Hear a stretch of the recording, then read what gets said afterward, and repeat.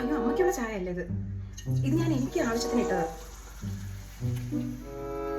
മാത്രമല്ലേ എല്ലാവർക്കും ഓരോരോ കടുപ്പമല്ലേ. ഒരാൾക്ക് കടുപ്പം വേണ്ട, ഒരാൾക്ക് കടുപ്പം കുറവ്.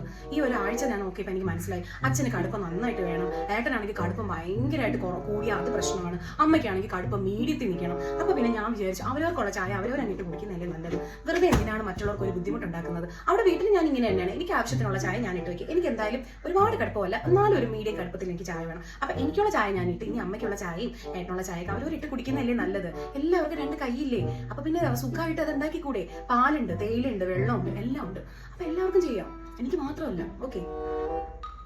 പിന്നെ ഞാൻ ചായ ഇട്ട് തന്നില്ല, വീട്ടുകാരി നോക്കില്ല എന്ന് പറഞ്ഞ അമ്മ ഇനിയിപ്പോൾ ആരും വിളിച്ച് പറയാനൊന്നും നിൽക്കേണ്ട. ഇന്നലെ സുമാൻ്റെ അമ്മ എല്ലാം എന്നെ കുറിച്ചുള്ളതാണ് പറഞ്ഞൊക്കെ ഞാൻ അറിഞ്ഞിട്ടുണ്ട്. അത് അറിഞ്ഞില്ല നമ്മൾ നടിക്കേണ്ട. എന്തെങ്കിലും ഉണ്ടെങ്കിൽ എൻ്റെ മുഖത്ത് നോക്കി പറഞ്ഞാൽ മതി. വെറുതെ ഈ നാട്ടുകാരെ അറിയിക്കേണ്ട ആവശ്യം വല്ലതുണ്ടോ? എന്തെങ്കിലും ഉണ്ടെങ്കിൽ മരുമോളുടെ മുഖത്ത് നോക്കി പറയാം. പക്ഷെ മരുമോളുടെ മുഖത്ത് നോക്കി പറയാൻ മാത്രം പറ്റത്തില്ല. എന്നാൽ നാട്ടുകാരുടെ മുഖത്തൊക്കെ നോക്കി പറയും. നാട്ടുകാരുടെ എല്ലാം മരുമോളുടെ കുറ്റം പറയും. അപ്പൊ എന്തെങ്കിലും അമ്മയ്ക്ക് ഈ ചായയുടെ പരാതി ഉണ്ടെങ്കിൽ അത് എൻ്റെ അടുത്ത് പറഞ്ഞാൽ മതി. എന്തായാലും ഇനി ഞാൻ ആർക്കും ഇവിടെ ഞാൻ ചായ ഇടത്തില്ല. എനിക്കുള്ള ചായ എനിക്ക് കുടിക്കാൻ അറിയാം, എനിക്ക് ഇട്ട് കുടിക്കാൻ അറിയാം. ദൈവം സഹായിച്ചു കേട്ടല്ലോ. അപ്പൊ ഇനി അമ്മയ്ക്ക് ചായ വേണമെങ്കിൽ ഞാൻ ചായ പാത്രമൊക്കെ കഴുകി വെക്കാം. ഇനി ഇത് കഴുകിയില്ല എന്ന് പറഞ്ഞൊരു പരാതി വേണ്ട, ഇത് ഞാൻ കഴുകി വെച്ചോളാം. ശരിയമ്മ. പിന്നെ എനിക്ക് കുറേ പഠിക്കാനുണ്ട്. ഒരു രക്ഷയില്ല, അതുകൊണ്ട് ഞാൻ പോയി പഠിക്കാൻ പോകുന്നു. ശരിയമ്മ, വേറെ ഒന്നുമില്ല. ശരി, ബൈ.